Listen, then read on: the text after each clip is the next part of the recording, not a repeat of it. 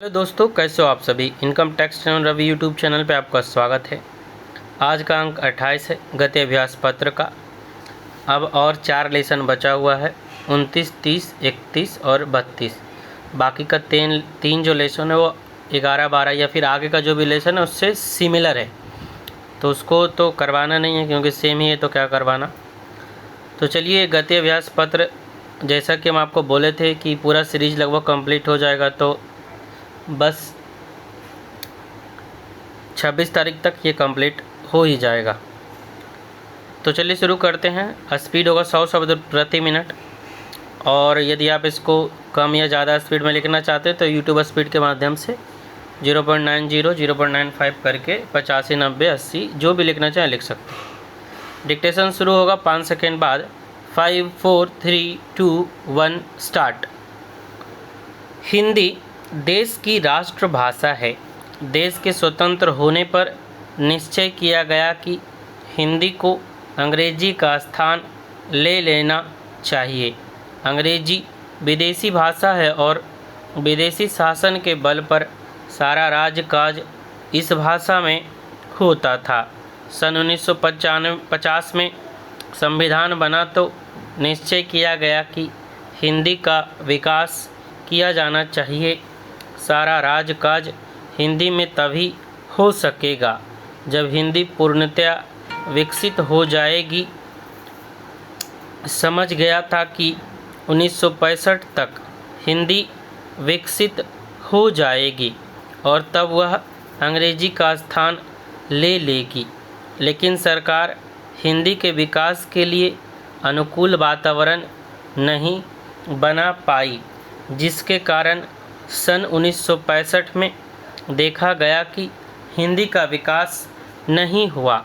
अतः अंग्रेजी सहभाषा बनी रही। प्रश्न यह है कि अंग्रेजी के सहारे यह कार्य कब तक होगा और हिंदी का पूर्ण विकास कब होगा।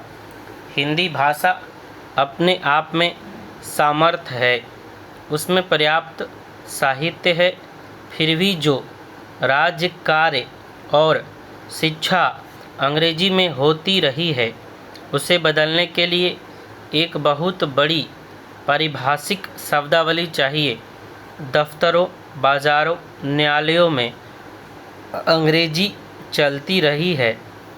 सेना, पुलिस, रेल, डाक में अंग्रेजी रही है।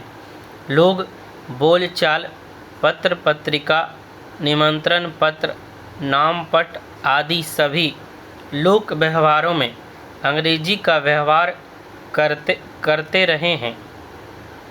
स्कूलों, कॉलेजों और विश्वविद्यालयों में अंग्रेजी के माध्यम से पढ़ाई होती रही है। अब भी सभी प्रबुद्ध लोग अपने बच्चों को आरंभिक कक्षा से ही अंग्रेजी के माध्यम से शिक्षा दिलाना चाहते हैं। इस प्रकार सामान्य मनोवृत्ति अंग्रेजी के पक्ष में है। यही कारण है कि स्वतंत्रता के 55 वर्ष उपरांत भी हिंदी का पर्याप्त विकास नहीं हुआ। हिंदी विकास के 2 व्यवहारिक पक्ष हैं। एक पक्ष सरकार की ओर से पूरा होगा और दूसरा जनता के द्वारा।